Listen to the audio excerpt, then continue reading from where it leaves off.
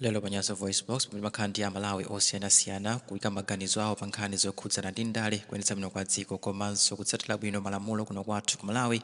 Tafuna tikubweretsereni zimene akuganiza Bambo Sheriff Kaisi.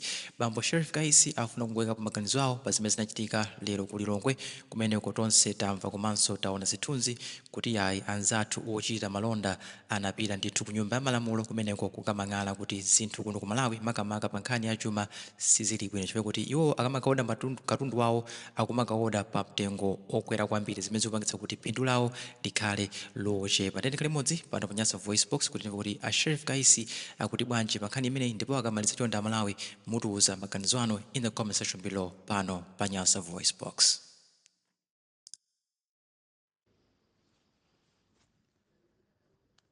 Poyamba ndipereke moni kwa Malawi tonse wina aliyense payekha mayi ndi abambo komanso anyamata ndi asungwana.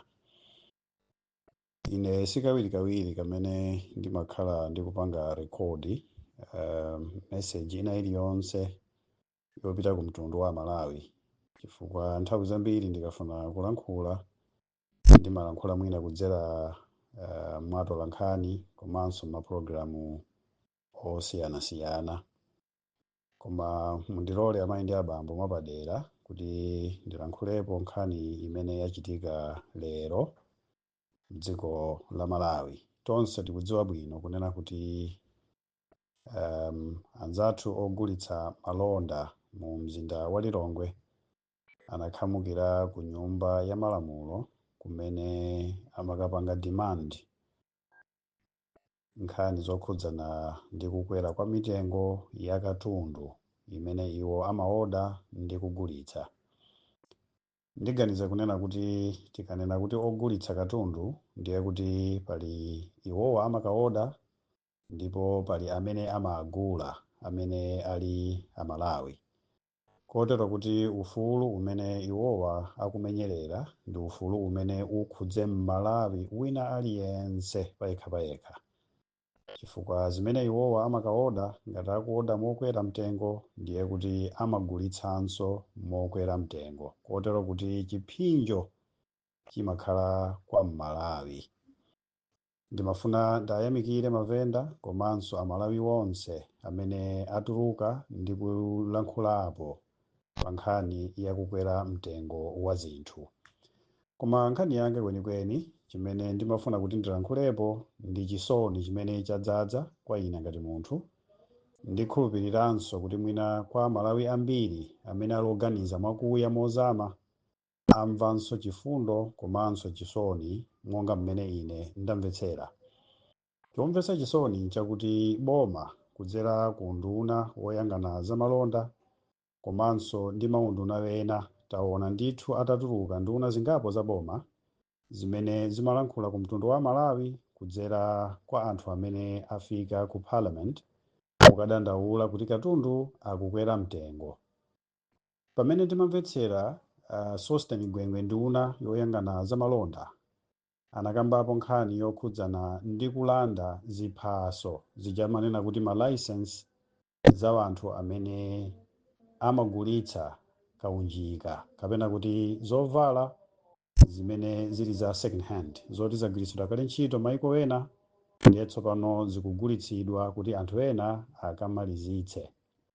Mukulankhula kwawo anenapo ndithu kunena kuti mawu awo amene amanena iwo anena kuti kaya ndi Chinese kaya ndi mwenye onse tawalanda malaisensi kapena kuti ziphaso zogulitsira katundu ameneyi, kotero kuti mashopu awo akhala otseka mpaka na pokhapokhapo atatsitsa katundu.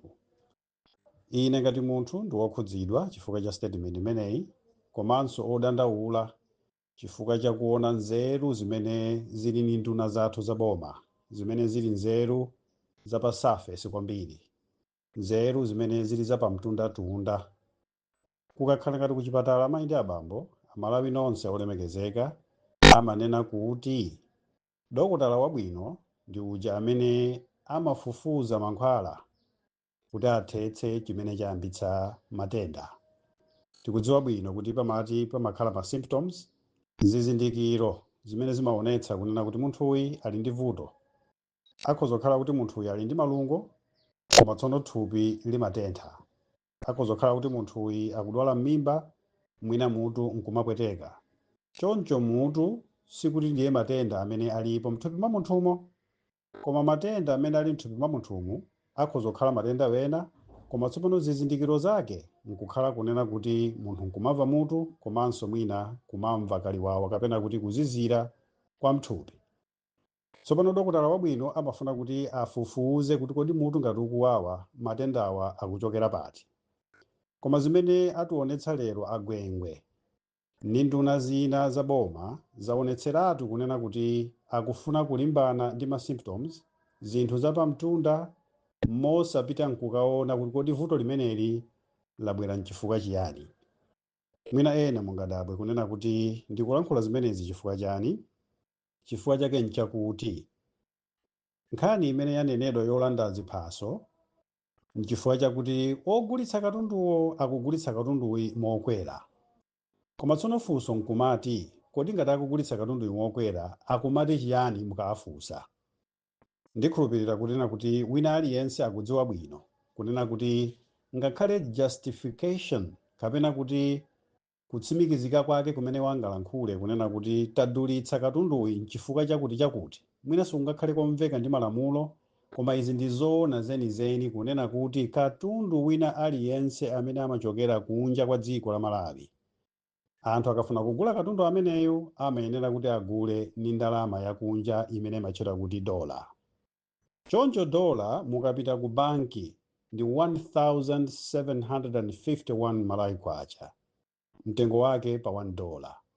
Koma mukapita pa parallel market, pa msika wachikuda wogulitsa ndalama, pamenepo pamene pali vuto, ndalama imeneyi ikupezeka ndi mtengo osachepera 5,000 kupita mtsogolo. Izi zikuchitika osati chifukwa chonena kuti anthu ogulitsa ndalamawa kapenanso ogula ndalama pa msika wachikuda akungosangalala kutero, koma nchifukwa chakuti munthu akapita ku banki kumene kuli msika ololedwa ogulitsa ndi kugula ndalama, kumeneko ndalama zakunja sizikupezeka. Ichi nchifukwa chake chalimbikitsa kunena kuti ndalamazi zikapezeke pa msika wachikuda.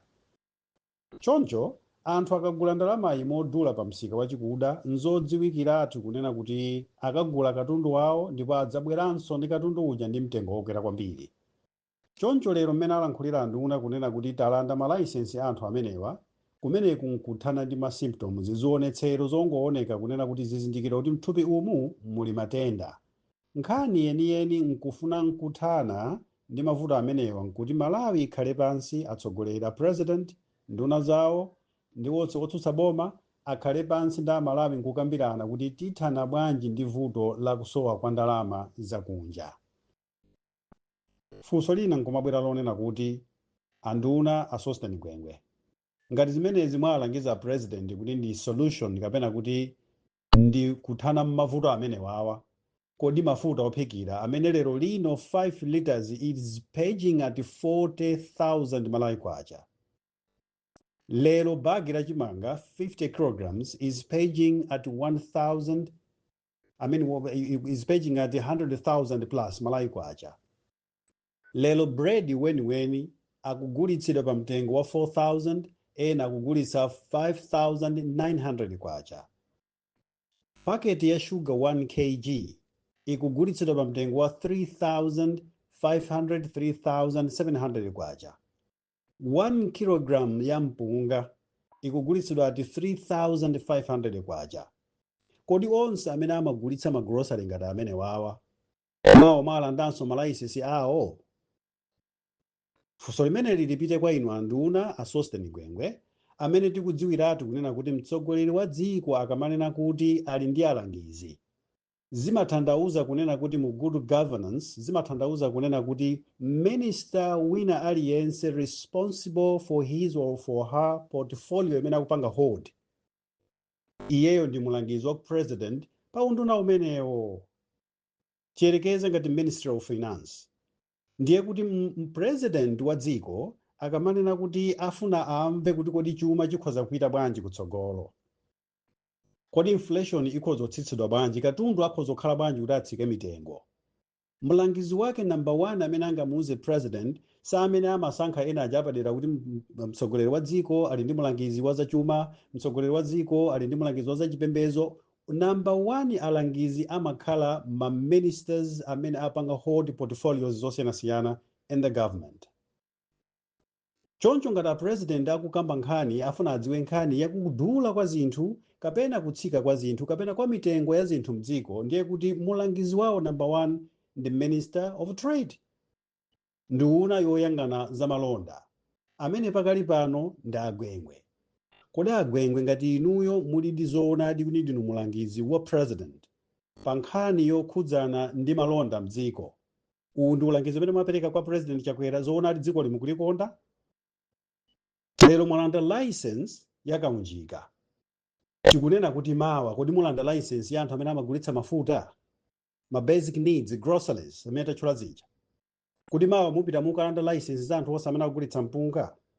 Kodi nkujaona mupita mukalanda ma license anthu amene akugulitsa mafuta ophikira, amene akugulitsa sopo, amene akugulitsa bread?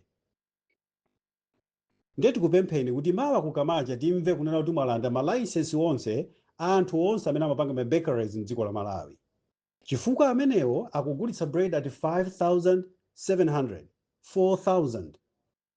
Nkuja ndi mawa timve kuti mwapita ku Ilovo, mwapita ku Dwango kumene amagulitsa sugar, komanso mwapita ku Salima Sugar Corporation mwakalandanso license, chifukwa kumeneko suganso wakwera. Ngati kumeneko sanakwere nanga anthu akukweza bwanji m'mashopu mwawo? Ndiye timve kuti mashopu onse a dziko la Malawi atsekedwa chifukwa sugar wapita pa mtengo umene sudali mtengo oyenerera. Timve kuti ma groceries onse a dziko la Malawi atsekedwa chifukwa chonena kuti anthu onse amene akugulitsa cooking oil at 40,000 ati mtengo okwera umene ukusiyana ndi mtengo umene unalili, fa mukupanga inuyo mukupanga justify kuti dollar is still at 1,751 kwacha. Koma anthu amene akweza kunena kuti tikugula dola modula ndiye tikugula katundu modula. Timve kuti mashopu onse dziko la Malawi pofika nkuja onse mwatseka.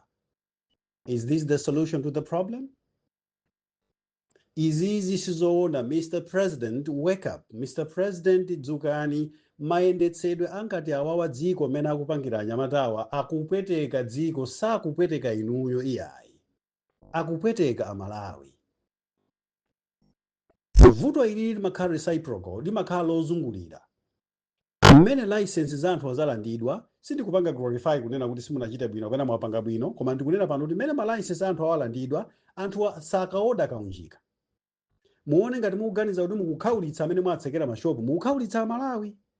Chifukwa awawa amene mwauza kunena kuti asakaodewa sakaoda, katundu amene ali nayoyo ndiye kuti agulitsa akangotha sakaodanso katundu wina, chifukwa mashopu aja satsekula ifoti katundu ujagula modula. In that sense, ndiye kuti awawa katundu awo akatha akhala ndi ndalama, salibe ndalama zakunja, sangapite ku Zambia kauda kaunjika, amadalira amwenye ndi ma Chinese amene mwatsekera aja. What it means is alephera kugula zakudya za ana awo pakhomo ngakhale ali ndi makwacha chifukwa sapitiriza business yawo yatsekedwa. I'm not glorifying kuti katundu wakwera uchita bwino, kuti amwenye akuchita bwino amene ma Chinese akuchita bwino, kawina alesa amene akugulitsa kaunjika modula akuchita bwino, koma tikunena kuti mukusolva tima symptoms. You are not addressing the real problem. Mr. President, nduna zimene zikugwira ntchito magwiriro ngati awawa ndibwerezenso pano zikukulakwitsani ngati anabwera Agwengwe ndi timu yawo kudzakuzana kuti Your Excellency, this is the decision that we are taking to resolve this problem. Really they are putting the country into trouble. Akulika dzikoli pa mavuto.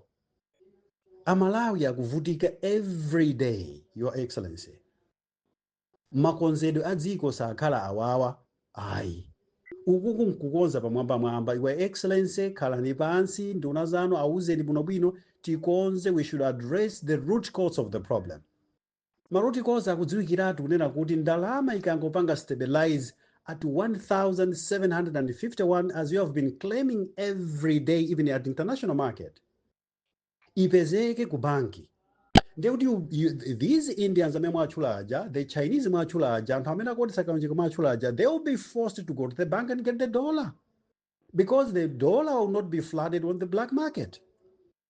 In that sense, akapita ku banki akaipeza dola pa mtengo wabwino, akagula katundu pa mtengo wabwino, azaodetsanso pa mtengo wabwino, ogula agula pa mtengo wabwino, akagulitsanso pa mtengo wabwino. Malawi at the typical village akhala munthu wopindula.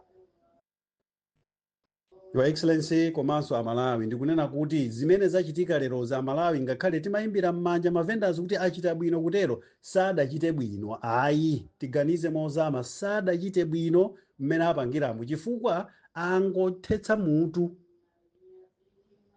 apereka mankhwala mutu umene ukuwawa, pamene dokotala akunena kuti mutu ukuwawako ndi effect ya matenda amene ali m'mimba, mukonze m'mimba osakonza symptom. Nkunena kuti nkuimbira m'manja, Amalawi tayimbira m'manja. No, we shouldn't clap hands on that. Ndi atiuza kuti mawa apitesa akalande malicense amashopu onse amene akugulitsa mafuta ophikira ati 40,005 liters, 3,500 sugar. Timve kuti Ilovo sugar aitseka chifukwa ikugulitsa sugar mtengo wakwera. Amene akoda umene kunde kuti zonse chimozimozi mabekare onse atseke m'dziko la Malawi because onse akugulitsa bread mokwera, and their justification is very simple: we are buying flour pa mtengo odula kwambiri. James Ayuba is a Malawi Congress Party diehards. Walemba article yomvesa chisoni kwambiri. In December, paketi imodzi ya matiles oti munthu ayike nyumba mmene makhala matiles follow, it was going at he mentioned I think around 28,000, something like. What would be justification that from December, January to February is going at 80,000? Tapita mukatseke mahorses also gulitsa matiles. Tapita mukatseke mahorses also gulitsa cement, because everything is expensive. How many more closures are you going to do? How many revoking of licenses are you going to effect? This is not solving the problem of the Malawi. This is increasing much more problems and inflicting pain to Malawians. Ndalankhula ngati mmodzi mwa Malawi amene ndikudandaula machitidwe policies of the government. Resolving of the problems, this is not how we're supposed to solve the problem. This is totally zaumwana zenizeni. This is not the government. The government cannot run with this mind. No. Agwengwe, a Minister of Finance, Kaya Achimwendo, and many other cabinet ministers, ngati muli nawo mu timu imene iyi mukusokoneza dziko. Dziwa ndikuti simukupweteka inu nokha, simukuzipweteka inu nokha, mukupweteka abale anu kumudzi, mukupweteka every inch of Malawi land. Tanganizirani Malawi amene ali kuchitipa kumisuku kumudzi. Nganizirani Malawi amene ali kuatengani kunsanje kumudzi kweni. Can that munthu afford to buy 3,500 a packet of sugar? 100,000 a bag of chimanga, 50 kilograms? No. Dziko silimayenda chonje. President asakulakwitseni anthu auzeni kunena kuti uku kusolva mavuto, itanitsani tikupaseni. At least this solution has been already been suggested by so many people. You cannot resolve the problem ngati ikukulepherani. You cannot. Try to bring in other people. Munthu pena pake kunena kuti apapo pandivuta anthu ena bwerani tithandizane, ndiye nzeru zimenezozo. Munthu mmodzi suseza denga.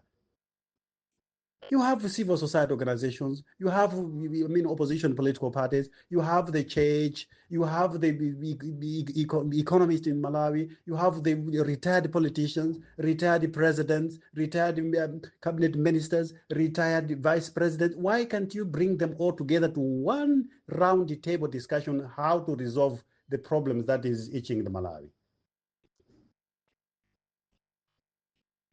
Ndinomva chisoni kwambiri, sitinena kuimbira m'manja. Mavenda anzathu ndikuzota imbira m'manja, koma ndikuwuzani ngati mungamvere na audio iyi sitikuyenera kuimbira m'manja. Mawa tipitenso pa nsewu akachose license yokhuzana ndi bread imene wadulira ndi zinthu zina.